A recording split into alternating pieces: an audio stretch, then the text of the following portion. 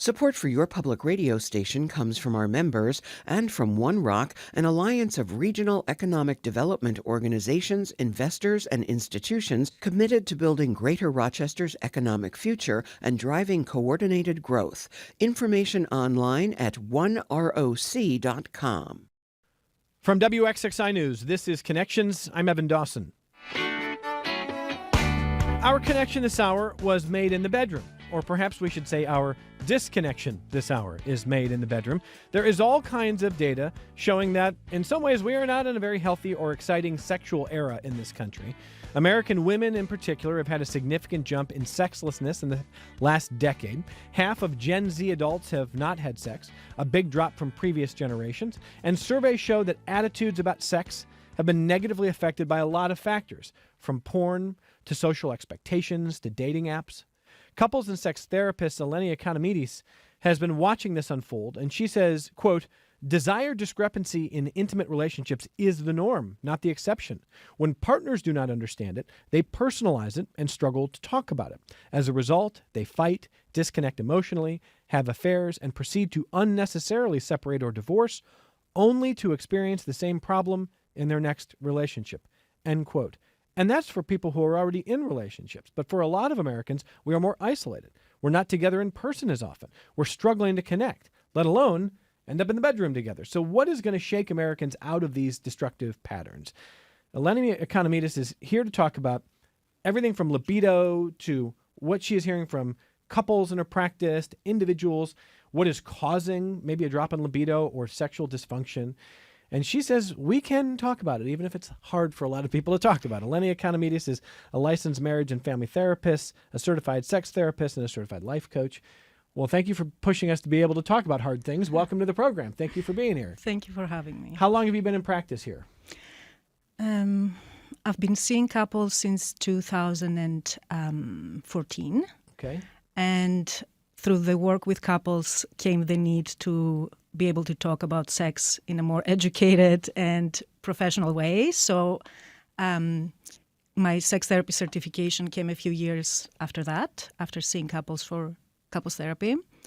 And I think that was in 2018. And couples and sex therapy has been my jam since then. I do see individuals as well. Yeah. Okay, so I want to say at the outset, we're going to encourage people, if you want to email comments, you can email connections@wxxi.org. If you want to use your name, that's fine. If you want to use pseudonym, that's fine. We solicited comments in advance, and you can get a lot of people to talk about artificial intelligence and politics. Sex, not so much. People are, I think, struggling in certain ways, and I think that's partially why you reached out to us, that there is a taboo in some ways in talking about this, isn't there? I mean, of course, right? There is. I was surprised you were open to this because... You were surprised that we said, yes, you can come on the show? Yes, to talk about sex, yes. Okay, why is that? Just because it's supposed to be out of bounds? Yes. I mean, very often I can't even use, when I market, I can't use the word sex. When you market? When I market my services, whether it's, definitely Facebook and Facebook Instagram. doesn't ban the word sex, do they? Well, your content has to be very carefully curated to not include certain words like orgasm. You have to kind of use different symbols for the algorithm. Okay. Yeah. But in general, sex is a taboo, right? It's always been. And it's what contributes to it being people struggling with it. But this was supposed to be different now. And by that I mean, in the last 10 years especially, we've had the Me Too movement. We've had a lot of talk about consent. We've had a lot of talk about sexual equality, about better communication, about kind of blowing up some of the old stereotypical ideas that kids might grow up with about sex. This was supposed to be a better era for this. And it doesn't look like it is. Why? Is it technology primarily? Is it isolation? Well, definitely technology and isolation contribute to... Are you talking about less sex? Because I think it's less sex. I think it's the way people talk about their own sex lives. I think it's the frustration that people feel. It's single people feeling like it's impossible to date, to find a partner. And I'm not talking, I hope it's obvious, I'm not talking about like incels or just people who like young men who think they're entitled to sex. I'm talking about average people who are struggling to find partners or are not loving the dating apps, not loving how hard it is to connect with people. And I think it's because we're together in person less than we used to be in a lot of different ways. In the workforce, where we work more remotely. And when it comes to dating apps, a lot of what you do before you see somebody is done online as opposed to, stereotypically in a bar or after work or for coffee. That's right. So we're not really interacting in person enough or a lot. And I wonder if that means like we've atrophied in our ability to relate to one another. There is that component is big. There is much less opportunity for organic meeting other people and starting to date and testing relationships. You talked a little bit earlier about consent, and even though you would think, right, we're talking about consent so much more openly and the awareness has increased, that also has somehow increased the fear about engaging, or finding yourself in a situation where consent is not there. Right? So people are a lot more careful when they're starting to date, but once they decide, then relationships actually unfold better once they decide to start seeing someone. Am I making sense? Yeah, sure. It's harder to sort of get going. Yes, it's harder to get going, but once you get there, there's a lot more communication nowadays afterward. What you just described with the fear that people might have about consent, is that tied to the idea that if there's not almost like a signed contract, that someone could wake up the next day feeling regretful and all of a sudden, was that even consensual? Was that over the line or some sort of coercive or aggressive act? I mean, what exactly do you mean by the fear that people might have about consent? Well, the awareness that it actually can happen, like the freedom for women to say no. Okay. There is more awareness around that, right? So in the past, you sort of, I don't know how many words I can use here, like you put out, this is what you were supposed to be doing when you met someone, you sort of like make out and have sex. Right now, women are more careful. Right? When they are engaging in a relationship, which can be a healthy thing. It right? is a healthy thing. Yeah, it is a healthy thing, but men are also more scared, right? To kind of like engage in case they are misunderstood or okay. Yes. Okay. Yeah. Okay. From that aspect. So that is creating a barrier, but once couples get over that, some of these changes in the last decade are creating maybe better relationships. Yes. Okay. You also work with couples, though, who are struggling in a lot of different ways. And when you write to us and say that desire discrepancy in relationships is the norm, not the exception, what do you mean by that? I mean, you can't match your sexual desires most of the time, right? So there is always a higher desire partner and a lower desire partner in any relationship. And maybe in your previous relationship, you were the higher desire partner, but maybe in this, you are the lower desire partner. So it's always in relation to your partner, the level of desire. So in a relationship, you can be in your previous relationship, maybe you wanted sex more than your partner, but in this, maybe you wanted less than your current partner, right? So it's a very relative thing, but it's always there. In the beginning, desires are a little bit more matched because people, they have the new relationship energy. There's a lot less stress on the relationship. There is no baggage, right? We don't have disappointments, miscommunications. I mean, miscommunications can happen, but we're not mad at each other. We're not upset, right? Everything is very honeymoon easy. phase. Right, that's right. So it's easy to want to have that connection, right? There is no mental obstacles to it. But as the relationship progresses, people settle down to, more of what is normal for them. And it's going to vary. It's going to vary. And it's not a problem if you know how to talk about it and if you know how to give yourself permission to want it more or to engage in it from a place of understanding the value for the relationship, value of sex, right? Rather than relying on, do I feel horny or not? That's, if I don't feel horny, I'm not going to have sex because I'm going to wait for horniness to kick in and then I'm going to have sex. But if you are in a relationship that you have a higher desire partner and you are the lower desire partner, if the sex is,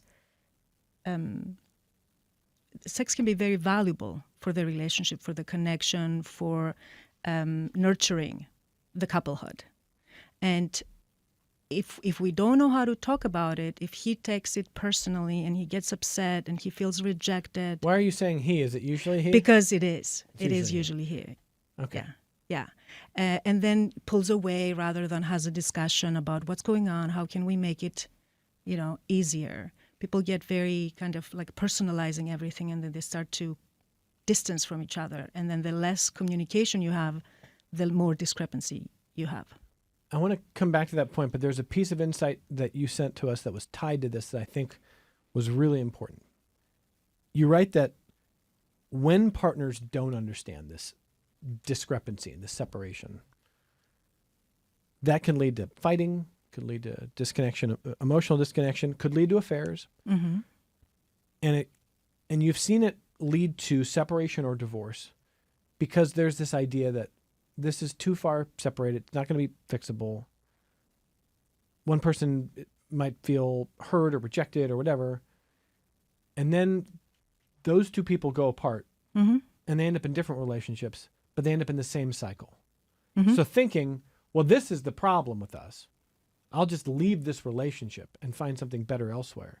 And what you find elsewhere is it's a lot of the same dynamic. Mm-hmm. And that can be really tough I'm sure, for people. Mm-hmm. To find they thought they were running away from a problem and yet they end up with the same problem somewhere else. Yes, they do. They do. I mean, don't get me wrong. Some separations and divorces Oh, are of course. really Of course. better. I don't want to misrepresent and say That's right. You don't believe ever in separating. But I thought that was pretty profound. mm-hmm. Yeah, oftentimes because, it requires a certain level of emotional maturity to be able to have conversations that are honest and open around sex so that you can modify and accommodate your behavior to sort of take under consideration your partner's needs, right? When you can't do that and you don't know how to talk about this with your partner, you're just going to assume it's your partner. Like somehow they don't love you enough. They don't appreciate you enough. They don't desire you enough. And therefore, they're not the right partner for you. Right? So you're not really looking to problem solve much. You're looking to just get rid of the problem, right? Which is, my partner is not so interested in sex. So I have I'm a highly sexual person, so I need to find someone who is also highly sexual, right? But you're going to find someone that has their own desire that what you see in the beginning is the new relationship energy. Right. So then you think you've solved that problem. That's right. Right. Okay. But as the relationship becomes long-term, then you're going to see the discrepancy again, right? And sometimes it's bigger and sometimes it's, not so profound, but it's going to happen. And it almost inevitably happens because, as you said, take any two human beings on Earth, it's unlikely that you're going to get an exact perfect sexual desire frequency match. Mm-hmm. So there's always going to be something to work through in terms of some level of discrepancy, sometimes big discrepancy, sometimes smaller. Of course. And I think maybe this is where we need to talk about desire and what really I mean when I'm talking about desire. Most people talk about desire as, sort of like a biological pull. Same thing as libido? Libido. Okay, libido, desire. Yeah. Go ahead. Sexual appetite, sexual drive. So most people talk about it as this sort of like a urge, right? This biological pull. You sort of like want to have sex. You're turned on and you're horny, and right? But in my world, the biggest sex organ is the brain, right? What goes on in between your ears is more important than what goes on in between your legs.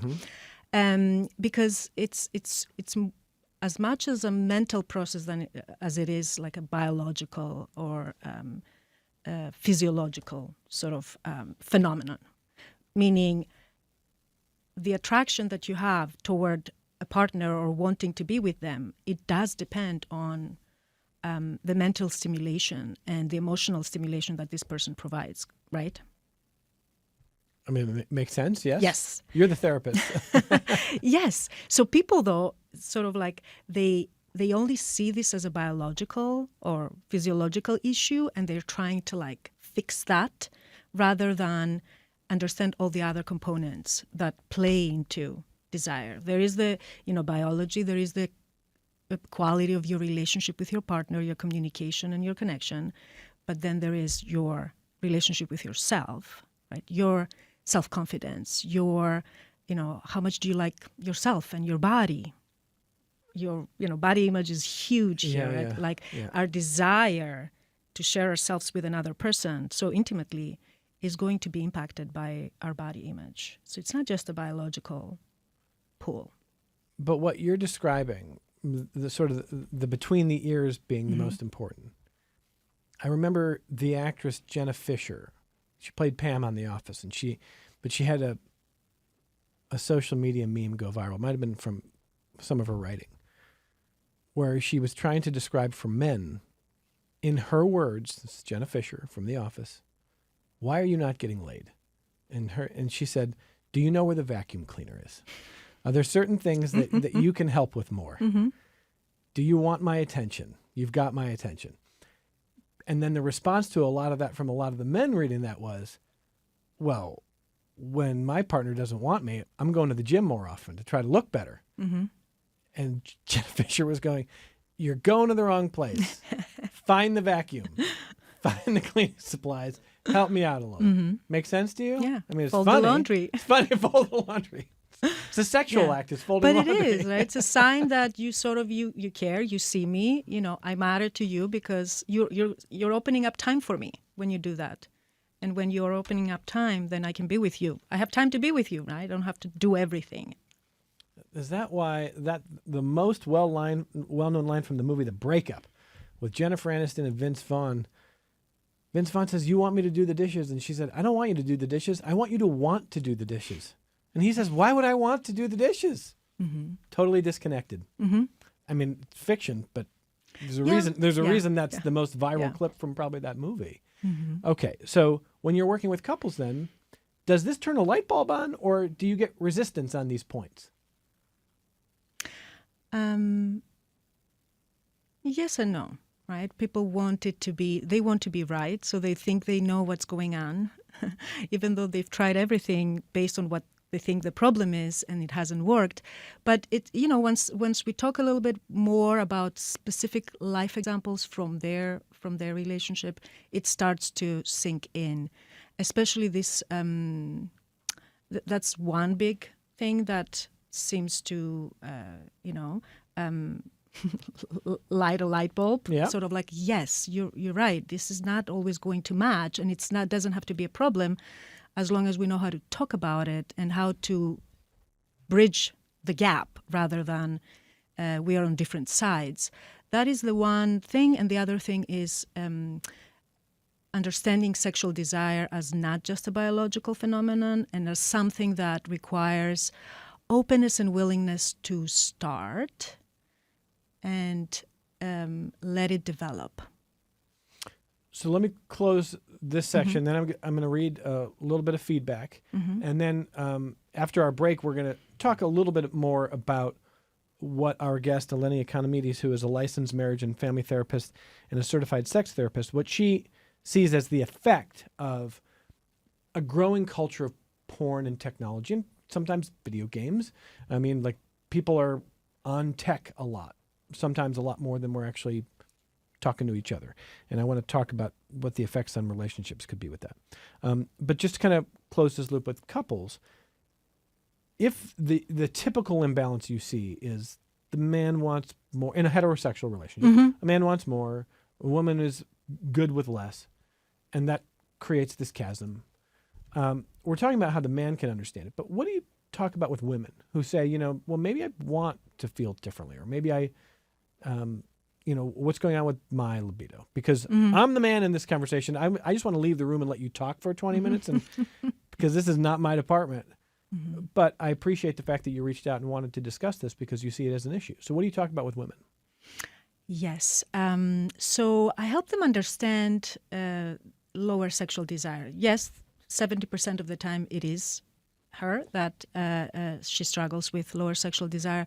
I help them understand why this is happening, right? So we are raised to have a negative relationship, women, to have a negative relationship with sex, to suppress our sexuality because, somehow for us, there's a double standard, right? For boys, boys are going to be boys, being sexual. And you think that double standard still exists pretty it still prominently? Exists, yes. Despite all the work in the culture? For sure. For sure. So women are raised with this negative view of sex? Yes, negative view of sex. They're discouraged to, express themselves sexually, right? And they start to develop this sort of like fearful relationship, right? That creates sexual shame. Sexual shame is very prominent. But also purity culture. It's still very much alive. The idea that, the less experience you have, the less partners you have, you're more, a valuable partner, like more, wanted as a partner because you're not damaged goods. So hold on, just before you continue. This purity culture thing, who perpetrates that? Women or men? Do men online? They want more pure women? Well, they don't want more pure women, but they will not marry a woman who is very much experienced. So out of touch with the culture online. Yeah. Okay. Right? So they will marry the one that is, more inexperienced and clean, quote unquote. Is right? this where that phrase people say, "What's your body count?" Like men are always asking. Kind of thing, yeah. Right. They will sleep with a woman who's experienced and enjoys it, but not marry. I mean, we're overgeneralizing. Of course, here, but no, in that this part is of the the culture. sentiment. The sentiment is that we worked so hard to have this equality and this idea that sex is normal, it's healthy, it's neutral, it's not a bad thing. Everybody has it. That's why we're all in this earth, right? But then for women, it carries this moral value and who they are as people. That men are not required to feel about. No, Okay. It doesn't matter how many partners you have. It doesn't say anything about your character and about your, what kind of person you are. But for a woman, it will. So when you reached out to us, you used the word patriarchal. Is this related here? Yes. So because we are raised in a patriarchal society, women develop this socially programmed sexual anxiety. Right? Socially programmed sexual anxiety. Yes. Okay. So it's all of those sort of like internalized beliefs and narratives about sex and women and men, right, that create a lot of shame, a lot of fear of judgment and anxiety about when are the right conditions for me to engage. Because the only right condition for a woman to engage in sex is if she's loved, right? Because if I'm having sex, if I'm having a one-night stand, it's a shameful thing because I'm only doing it for sex. Unless it carries some sort of like value of love, it's frowned upon by both men and women, right? So most of the time, you're not gonna, most of the time, you can know that you're loved, but you may not feel it at all times when you are with your partner, right? That's why women talk a lot about, I want to feel connected. I want to feel loved before I want to have sex. Have you heard that before? Of course. Right. But why? Our brain is conditioned to look for that requirement before we say yes to sex. And if we just had a fight with our partner and we're not very close and connected, our brain knows to not have desire for it. All right, now this is where you're connecting. I was wondering how you were going to connect this because part of what you were talking about was the way that boys and girls and then young men and women grow up seeing sex and the differences and why that might affect behaviors or stereotypes or reputations growing up. But once you're either in a marriage or committed relationship, what you're saying is all of those things that get programmed from a young age still manifest in an ongoing relationship. Yes. And can drive down desire. Yes. Mm-hmm. Okay. But also she learned to have sex for him, right? So her pleasure is not at the forefront in her mind, or maybe sometimes, I mean, actually, that's not true. A lot of men really care about their partner's sexual pleasure. It's very important for them that she enjoys it. But she was not raised to think that, or to search for it, Or to think it's okay. or to think it's okay, to think it's, it's like he wants to focus on her, and she's like, oh, no, no, no, no, I'm okay. So I don't need that. So you kind of deprogram some of your clients on Yes, that's what we do. this? Does it work? It does. It does. Yeah, we rewire the brain, the beliefs around sex.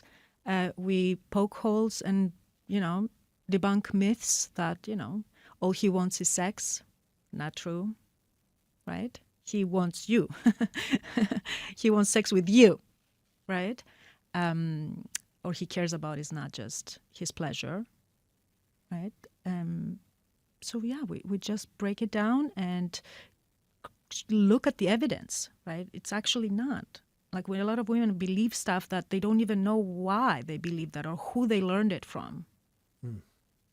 Was it school? Was it their caregivers? Because they're like, nobody talked about sex. I don't know why I think that, because nobody told me this. But I still think that, I don't know, sex is dirty. Or, it's not the most important thing in a relationship.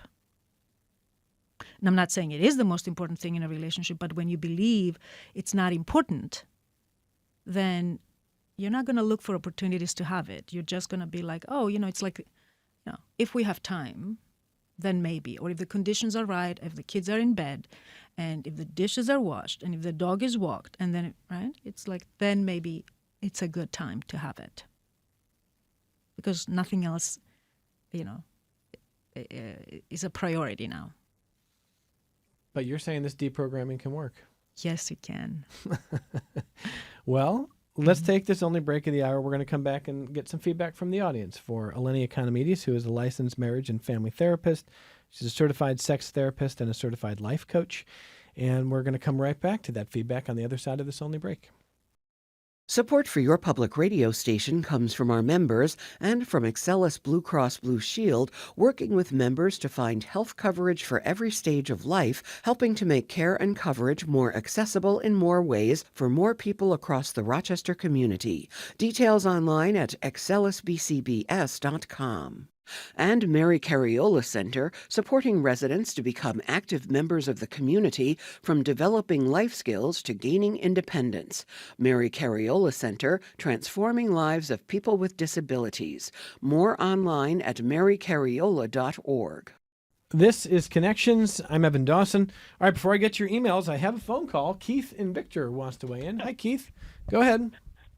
Evan, how's everybody? Doing great, sir. I would just like to preferences. I'm older, and I'm just having a really good time in my life now. Now, when I was I'm a baby boomer, I'd be willing to bet anything that nobody in our generation knew anything about sex. It was trial and error. And then you finally figure it out. If you're dating and you were involved in premarital sex, you realize it might have been enjoyable. It was fun. Then you fall in love. You get married. You do it as an expression of love. And then you say, well, wait a minute, let's see if we can have some kids. And then you do it to procreate. And then you get into a grind where, okay, it's Friday night. The kids are sleeping. But there's probably about 5 or 6 different reasons people have sex, and there's probably just as many as to why they don't. And I think that's become the problem. With the younger generation, I can't speak to them, but I see the way people are dressed, people are act, what they see online, and what they see online is not a true representative of what sex is, other than pornography, and even that's not real. So I think it's got to be difficult to counsel somebody who might be having sexual problems, and I'm using air quotes, because if the couples aren't compatible, that's the problem. But if they're individuals, there's no problem. Does any of that make sense? Eleni, if you want him to clarify, go ahead. But what do you think? I didn't get the last part. If they're individual, Yeah, give there's me the no problem. distinction, Keith. Yeah, help understand the distinction there. If you're a couple and you're having sexual problems, that means you're having sexual problems together. But if you're individual, all of a sudden you're not married, you may not have any sexual problems because sometimes just being together with the same person can become problematic. So I think you need open discussion. Everybody has fantasies. I mean, way back in the Stone Age, like in the 60s, you didn't talk about fantasy. You didn't talk about anything because nobody my age really knew anything because they didn't teach sex ed. They didn't talk about condoms. You had to talk to you had to have the courage to go see a pharmacist and ask them for a condom. Now you walk in the Walmart and they're on the shelf. Yeah. So Keith, let me just jump in here. I mean, one of the great Golden Girls episodes was Betty White. Was it Betty White's character? Was it Rose? They were in the pharmacy. Megan Mack knows every Golden Girls episode, wasn't they? And was it for Dorothy? Well, one of them. They needed condoms, and they wanted to be discreet. And the pharmacist, was like, condoms on aisle 4. It's like the whole store could hear it. And the Golden Girls are horrified. To Keith, and that was in the 1980s, of course, that show. But Keith's, I think what he's driving at here is he came of age at a time when there was no discussion about it. Mm-hmm. It was a lot of trial and error. And there's supposed to be more discussion, but if you're an individual who's struggling, you're just an individual struggling. If you're in a relationship, now you've got a problem. Can you match up? Can you talk about it? Can you learn to be a better communicator? Because to Keith, yeah, I mean, like, people all have different ideas on what they want, but not everybody wants the same things. How do you become a better communicator about that? How do you find a way through that? Mm-hmm. By not assuming that it should just happen naturally. And that, the pieces should fall together on their own. If this is the right partner for you, then there's no problem, right? Pieces fall into place. It should happen naturally. It's spontaneous. And therefore, when it's not, it's having to talk about it, we think that it means there is a problem. But there is no problem talking about it and having open communication about, hey, do you want to try this? What do you think about that? Like, we're afraid that we're going to be judged by our partner if we make suggestions and recommendations of how to spice up the sex life, how to bring in novelty, right?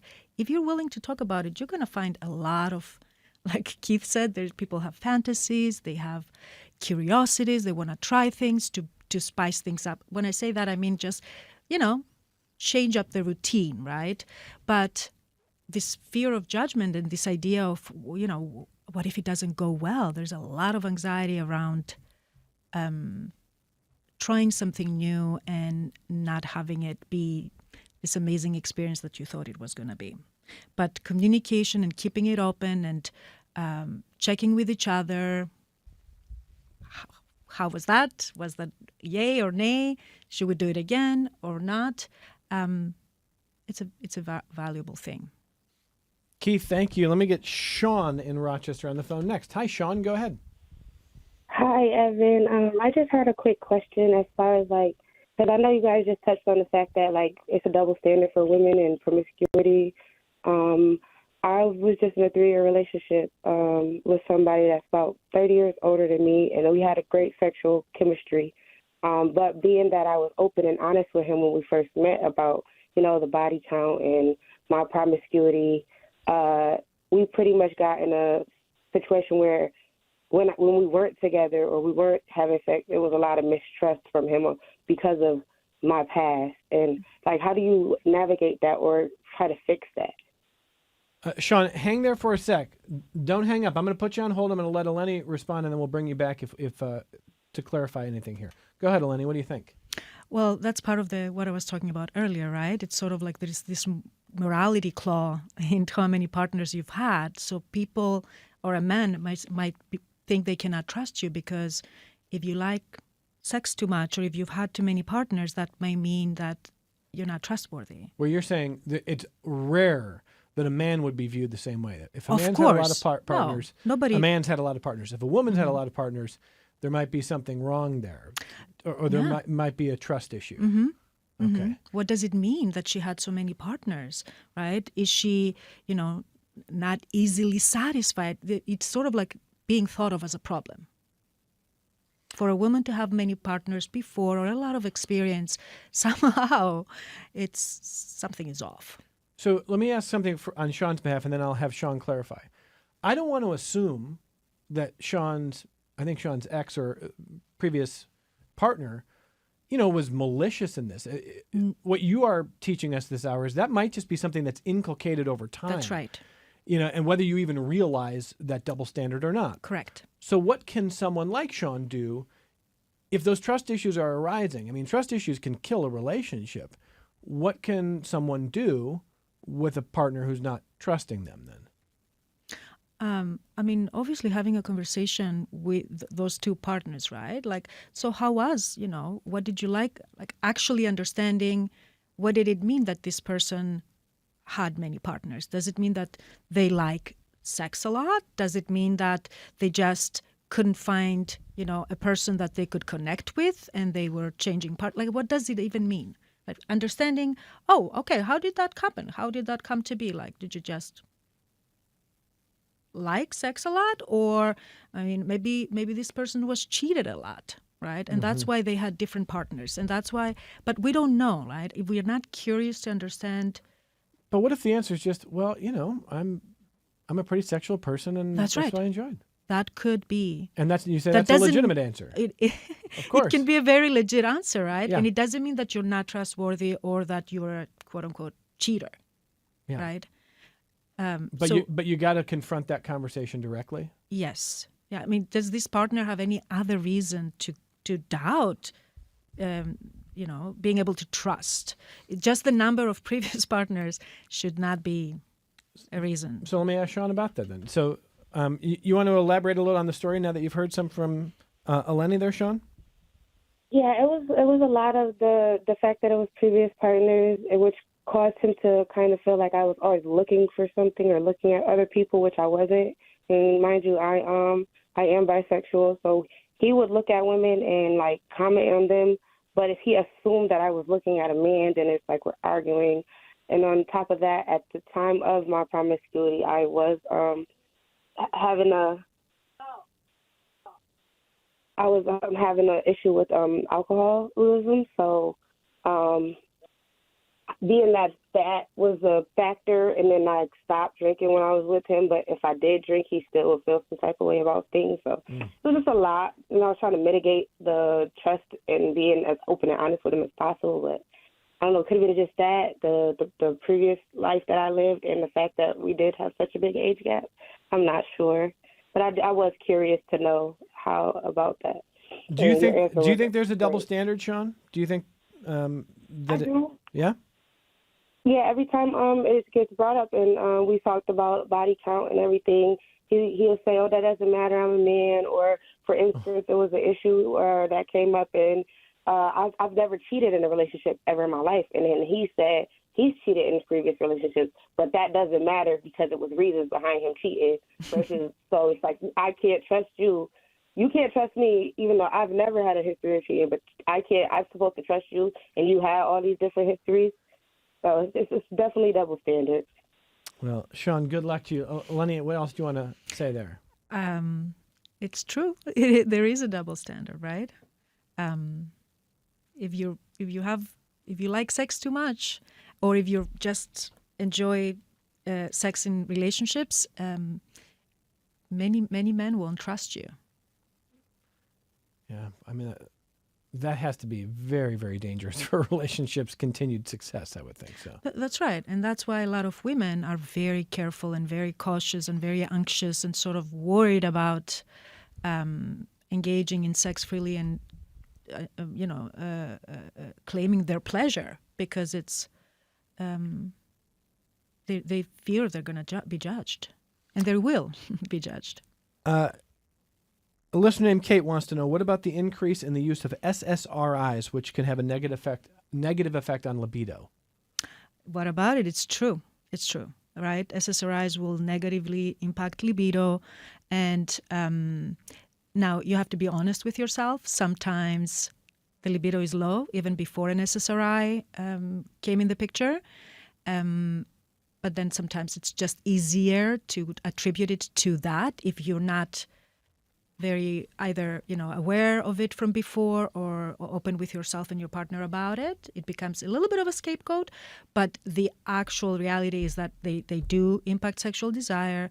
There are things that you can do. You can try and find the one that has the least negative sexual side effects for you. Or you could also, sometimes there's a couple other things that you can try, adding another medication to counteract the side effects of this SSRI. But it can really impact, much like birth control, much like antihistamines. Antihistamines. Yeah. And a lot of people take allergy medicine. Antihistamines and libido. Yeah. Okay. So just good things to know for individuals, for couples. Yes. Okay. Yes. Okay. And you do, weigh the risk and benefit of being on an SSRI, right? If you're really treating anxiety and depression, probably it's better for your life to have that for a lot of people, right? Yeah. Than to have low sex drive. But listen, this is huge because it comes back to this issue of waiting to feel horny in order to be sexual. And when we believe that to be the truth, then an SSRI will negatively impact our libido, and then we're going to think that we can't, sex is not in the picture because of that. But learning to rely on your responsive sexual desire, the desire that shows up after you start, how many times people, I'm not in the mood, but once we get going, it's nice and I enjoy it. And every time I tell myself I should remember how nice it was because, who knows when the next time is going to be, right? So most people have responsive sexual desire, even if they're responsive sexual desire.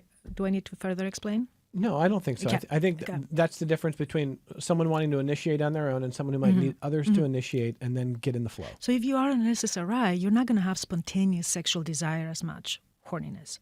But you might have responsive, and you might just not even know it or take advantage of it or not think it's normal. A lot of women come to me for low libido, but in reality, they're like, well, yeah, once we start, everything is great. I enjoy it. I have fun. I have an orgasm. And it's great. We feel more connected afterward, but I just don't want it. And maybe that's not a problem, that you don't think about it and you're not, fantasizing while you're in front of the computer. But if you're willing to create the space and the time and, step into a mindset of, I'm going to start engaging in sex so that I can get horny, it can be a beautiful explanation of how you can have good sex until your 70s and 80s. Okay, back to the emails here. And turns out we might have needed 2 hours with you. I thought, are people going to share their stories? That's right. Once you start talking about it, people want to know. It just took one. Yeah. Linda says, to me, it is no mystery why women are losing their desire for sex. When you hear the statistics that 1 out of 5 women in this country are raped, and the statistic that 1 out of 3 women worldwide are abused by their partners, it does something to the psyche. I'm a lesbian, 72 years old, and I came out when I was 22. For me, it was a choice. I think it was about role rejection and the awareness that most of the physical violence in the world is perpetrated by men, and because men are from Mars, the emotional intimacy is way more difficult to nurture. My father used to ask me over and over why I hate men. I said, Dad, I don't hate men. I just don't trust them. I also am very concerned about our young men having total access to pornography, mostly degrading and demeaning, if not violent, toward women. When that is how you learn about sex at a young age, how can you grow up to be a kind, sensitive, caring lover? In closing, I would like to say that I have some very good, gentle, caring men in my life. But as women are losing their rights by the day and men still hold all the power and wealth, I'm surprised that any women wants to have sex anymore. We need men not just to agree with us, but to get on the front lines and fight for us. That's from Linda. It's a lot there. Yeah. she's making great points, right? Learning about sex from porn, that's part of the problem nowadays. Earlier we talked about, fear around consent and all of that. The truth is that, pornography really depicts a very inaccurate and unrealistic view of sex. And there's a lot of violence, quote unquote, like aggressiveness to it nowadays. And that has become an issue. Do you think it is messing up teenagers? Not just teenagers. Yeah. Not just teenagers. People. I have Human young beings. clients who have developed sexual pain disorders because their partner was, engaging in rough sex because that's what they thought sex is, right? Hair pulling and What is a sexual pain disorder? it's pain with sexual. Okay, so it's not you're not desiring pain during sex. It's No, just struggling to no, have no, no. sex without pain. Like having, having pain. Because the root of the idea of what sex is supposed to be was aggressive, sort of violent, that came from porn. Yeah, a lot of porn Ugh. depicts, sort of like the pleasure that's in pain, Mm-hmm. right? So when they try to reenact that with a partner, they assume she likes that because that's what he sees in porn. He sees her enjoying it, right? So he tries to do that in real life, and she's quiet because she thinks she should take it. Oh. Because, right? I don't know what this should feel. I know it doesn't feel that good, but I don't want to say anything because this is for him anyways. Back to those old Yes. stereotypes. So might as well endure. And then you endure a few times. And if you are not going to say no verbally, then your body's going to say, no, we're not going to let anything come in. You can't have that anymore. So it's going to create the pain. Just another way that porn is actually ruining sex. It's very problematic. It can be very problematic if you don't really know that you're watching a show. Yeah, I let me just say again, that probably was too generalized. I mean, I'm not a sex therapist. Mm-hmm. I'm not going to make any generalized comments about porn other than to say, if that's how you're learning about sex, That's right. whoa. Yeah. Yeah. And there is porn that's ethical, that's feminist, right? It's not commercial porn. That is not, right? Okay. There's porn that is very much like more realistic, and definitely the people engaging in it, everybody is consenting and enjoying it. Free range porn. Okay. It's probably not as popular as the rest of the stuff, unfortunately. Unfortunately. Yeah. So Linda's point there is a fair one. Absolutely. Yes. She's also feeling that she had to tell her dad, I don't hate men. Mm-hmm. I don't trust men. Mm-hmm. I mean, I understand the general construction of her fears. They're not, but is there anything you can do with that? Is there a reason to try to help somebody trust men more? Or do you say, look, your experience is your experience and I get it? I mean, your experience is your Yeah. experience, right? And healing from whatever trauma there is important. And, she's right. The majority of women has experienced some sort of, sexual microaggression or sexual abuse. But the majority of clients I see, or at least women with low libido, they haven't. So the low libido is not a result of sexual trauma, right? Actually, if women have sexual trauma, it's easier for them to ask for help because there is an explanation. But if it is just socially programmed sexual anxiety, they don't understand. They think there's something wrong with me, and the shame around that prevents them from talking about it and getting the help they need. Linda, thank you for the email. I'll read one more here. It's from Patrick. And he says, he's in the other 30%. He said, I've had a kid. She'll be 5 in November. I find that that's killed my sex drive with my current partner, and that kind of stinks for her. So just briefly, in our last minute or so here, for relationships that you counsel in which they're struggling because they've got young children, and they think, well, young children has made it really tough to continue the drive here. I'm sure that's not new to you. What would you say to Patrick or others? No, definitely that's the most difficult phase in a couple's life, having young kids, starting to create a family, right? It's because the roles and the identities shift so much. Bodies shift.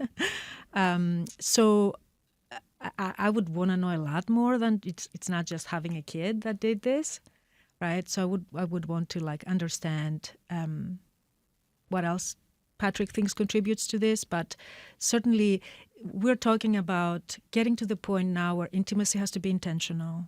We have to be top of mind and creating the space and time for it. And otherwise, if we just wait for when we're going to not feel tired, when there is the right time, when the kids are in bed, it's just not going to happen. Taking care of ourselves is very important too, right? Like, much like when you were first dating and you were wearing your nice underwear and you were groomed and your perfumes and your lotions and you felt sexy and good. If you continue doing that, you're going to have more desire in your long-term committed relationship.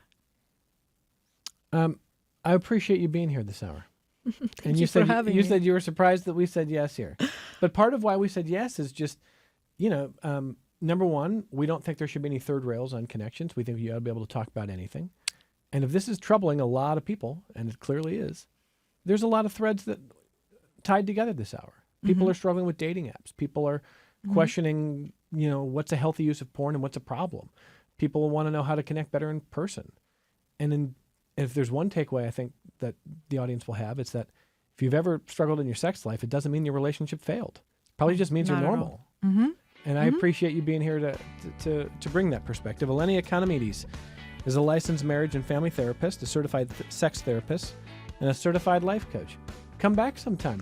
I would love to. Thank you for having me. You're going to be invited back here. We All do right. appreciate you. And look, I'm not doing any PR for you, Eleni. You're going to get enough phone calls, but I want to say for the people who are wondering, are you taking clients? I'm forming a group for women with low libido as we speak, and that's the only client I can accept right now. Couples full. I figured you're full here. Yes. So I asked because I know people were wondering. So thank you for being here. From all of us at Connections, thanks for being with us on these various platforms. We will be back with you tomorrow on member-supported public media.